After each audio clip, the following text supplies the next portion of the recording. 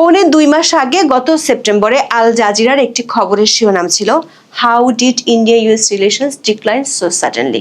মানে কিভাবে এত দ্রুত ভারত ও যুক্তরাষ্ট্রের সম্পর্কের অবনতি ঘটলো, মোদি আর ট্রাম্পের বন্ধুত্বের সুতোয় কিভাবে টান পড়েছিল, সেটি ছিল গত কিছুদিন ধরে মিডিয়ার আলোচ্য বিষয়। অথচ অক্টোবরের শেষে এসে আন্তর্জাতিক গণমাধ্যমগুলোর খবর হলো প্রতিরক্ষা সহযোগিতা জোরদারে ভারত যুক্তরাষ্ট্র 10 বছর মেয়াদী চুক্তি সই। বিশ্লেষকদের ধারণা, এই চুক্তিটি দক্ষিণ এশিয়া সহ পুরো ইন্দো প্যাসিফিক অঞ্চলের কৌশলগত সমীকরণকে রাতারাতি বদলে দিতে পারে। কারণ চুক্তিটি এমন এক সময়ে স্বাক্ষরিত হলো যখন ট্রাম্প প্রশাসনের অধীনে ভারত ও যুক্তরাষ্ট্রের মধ্যে বাণিজ্য এবং শুল্ক নিয়ে চরম উত্তেজনা বিরাজ করছিল। আবার অনেকেই মনে করছেন মাত্র 7 দিন আগে US state for south and central Asian অ্যাফেয়ার্সের অ্যাসিস্ট্যান্ট সেক্রেটারি হিসেবে শপথ নিয়েছেন পল কাপুর। তিনি দায়িত্ব নেওয়ার পরই ভারতের সাথে বৈঠকের পর এই চুক্তিটি স্বাক্ষরিত হলো। আবার দক্ষিণ এশীয় ও ইন্দো প্যাসিফিক অঞ্চলে চীনের প্রভাব কমানোর জন্য মার্কিনীদের যে মাথা ব্যথা, তাতে জড়িয়ে আছে বাংলাদেশেরও নাম। এরই মধ্যে বাংলাদেশে নিযুক্ত নতুন মার্কিন রাষ্ট্রদূত সিনেটের হিয়ারিং এ দেওয়া বক্তব্যে সেটি স্পষ্ট করেছেন। প্রকাশ্যে না হলেও পর্দার আড়ালে আমেরিকা, চীন ও ভারত এই বিদেশি শক্তিগুলো বাংলাদেশের রাজনীতিতে নাক গলিয়ে থাকে, এমন আলোচনা হর হামেশাই শোনা যায়। প্রশ্ন হলো, চীনের বলয় থেকে বাংলাদেশকে আমেরিকার যে দূরে রাখতে চাওয়া, ক্ষমতার পালাবদলের পর ভারতের সাথে বাংলাদেশের অন্তর্বর্তী সরকারের শীতল সম্পর্ক, এসব কিছুর মধ্যে ভারতের সাথে আমেরিকার নতুন চুক্তি, বিশেষ করে পল কাপুরের দায়িত্ব নেওয়ার পর কি বাংলাদেশের জন্য কোনো ভিন্ন বার্তা বহন করবে? আবার বাংলাদেশের সাম্প্রতিক সময়ের রাজনৈতিক পরিস্থিতি, অবাধ, সুষ্ঠু, নিরপেক্ষ, অন্তর্ভুক্তিমূলক জাতীয় সংসদ নির্বাচন অনুষ্ঠানের ক্ষেত্রে আন্তর্জাতিক গোষ্ঠীগুলোর চাপের সমীকরণে কি নতুন কোনো মেরুকরণ ঘটতে পারে? সূত্রগুলো বলছে, নতুন রাষ্ট্রদূত ক্রিস্টেনসেন ঢাকায় আসার পরপরই সফরে আসবেন পল কাপুর। তখন দৃশ্যপটে অনেক নতুন সমীকরণ ভেসে উঠতে পারে। বিস্তারিত জানতে চলুন যাওয়া যাক বিশ্লেষণে।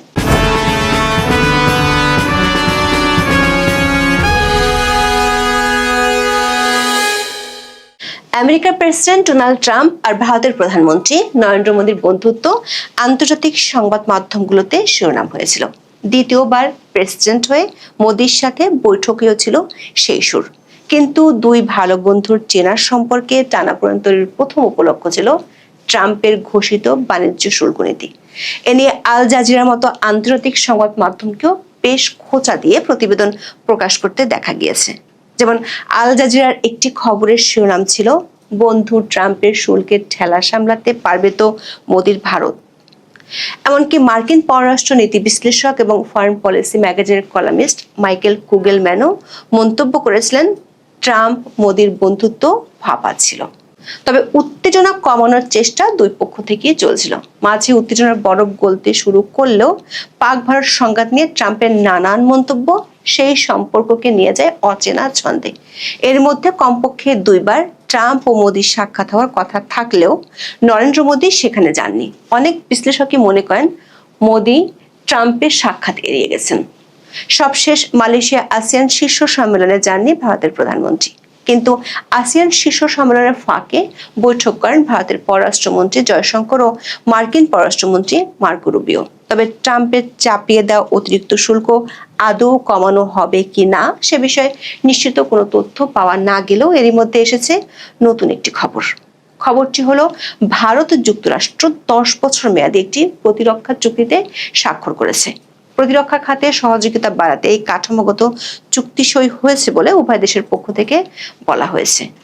31 অক্টোবর মালয়েশিয়ার রাজধানী কুয়ালালামপুরে এই চুক্তি স্বাক্ষরিত হয়। কুয়ালালামপুরে যুক্তরাষ্ট্রের প্রতিরক্ষা মন্ত্রী পিট হেগসেথ ও ভারতের প্রতিরক্ষা মন্ত্রী রাজনাথ সিং এর বৈঠকের পর এই চুক্তির ঘোষণা দেওয়া হয়। হেগসেথ সামাজিক যোগাযোগ মাধ্যম এক্সে বলেছেন, এই চুক্তি দুই দেশের মধ্যে সমন্বয়, তথ্য আদান প্রদান ও প্রযুক্তিগত সহযোগিতা আরো জোরদার করবে।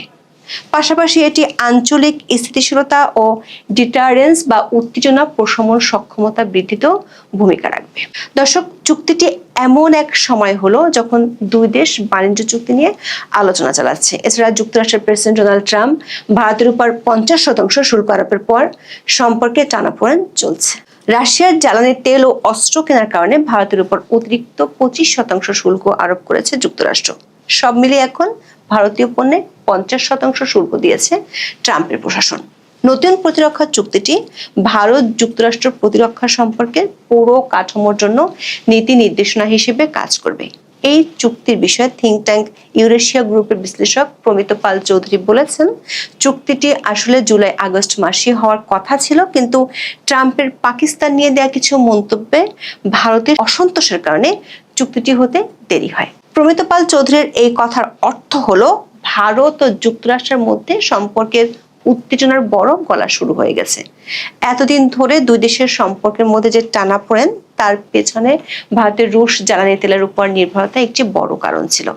আবার রাশিয়া এখনো ভারতের প্রধান অস্ত্র সরবরাহকারী দেশ, যদিও সাম্প্রতিক বছরগুলোতে সেই নির্ভরতা ধীরে ধীরে কমছে।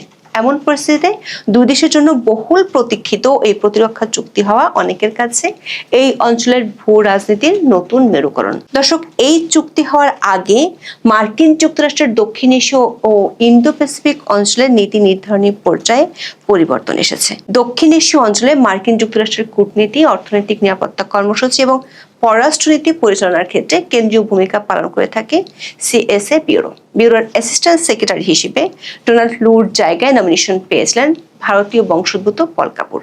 সিনেটের হিয়ারিং শেষে তিনি শপথ নিয়েছেন গত 23 অক্টোবর। শপথ নেওয়ার পর মালয়েশিয়াতে তার প্রথম বৈঠকটি হয় ভারতীয় পররাষ্ট্রমন্ত্রী জয়শঙ্করের সাথে।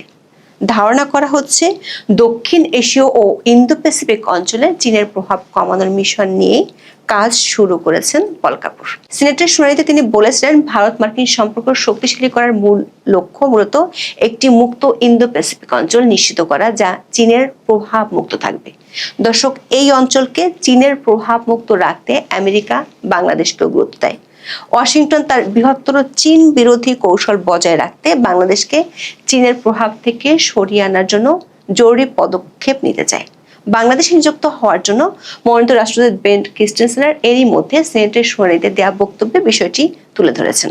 তিনি সিনেট শুনানিতে বলেছেন, যদি তার মনোনয়ন নিশ্চিত হয় তবে তিনি বাংলাদেশ সরকার ও সামরিক বাহিনীর সঙ্গে যুক্ত হয়ে চীনা কার্যক্রমের ঝুঁকিগুলো স্পষ্টভাবে তুলে ধরবেন।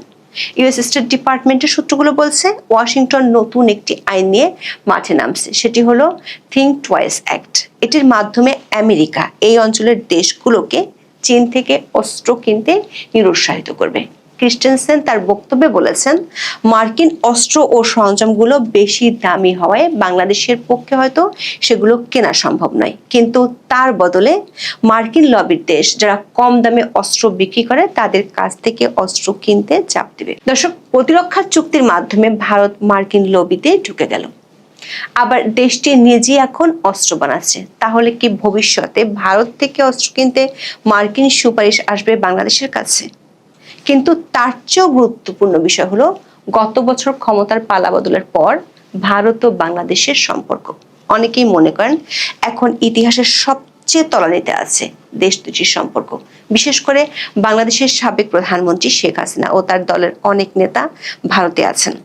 শেখ হাসিনা ভারত থেকে অনলাইনে নেতাকর্মীদের উদ্দেশ্যে বক্তব্য দেন। এ নিয়ে বাংলাদেশ সরকার ভারতের কাছে নালিশ জানালেও ভারত সরকার কোনো ইতিবাচক প্রতিক্রিয়া দেখায়নি। আবার এই মুহূর্তে বাংলাদেশে ইউনূস সরকারের জন্য সবচেয়ে বড় চ্যালেঞ্জ হলো অবাধ, সুষ্ঠু, নিরপেক্ষ ও অন্তর্ভুক্তিমূলক জাতীয় সংসদ নির্বাচন করা। কিন্তু তার জন্য যে পরিবেশ দরকার সেটি নেই বললেই চলে। বিশেষ করে সরকারের প্রধান 3 মিনিটের মধ্যে সংস্কার, গণভোট ও নির্বাচন নিয়ে শুধু মাঠে মারামারিটা বাকি আছে। রাজনৈতিক দলগুলো সরকারকে আস্থায় নিতে পারছে না। অন্যদিকে নির্বাচনের আগে আওয়ামী লীগের কার্যক্রমের উপর নিষেধাজ্ঞা তুলে দেওয়ার জন্য আন্তর্জাতিক চাপ বাড়ছে। এমন পরিস্থিতিতে ভারত ও যুক্তরাষ্ট্রের মধ্যে প্রতিরক্ষা চুক্তির কারণে এই অঞ্চলের ভূ রাজনৈতিক দৃশ্যপট নতুন দিকে মোড় নিতে পারে কিনা সে প্রশ্ন অনেকে তুলেছেন। আন্তর্জাতিক বিশ্লেষকেরা মনে করেন, আমেরিকা ইন্দো প্যাসিফিককে চীনের প্রভাবকে সীমিত এবং আঞ্চলিক স্থিতিশীলতা রক্ষা করতে চায়।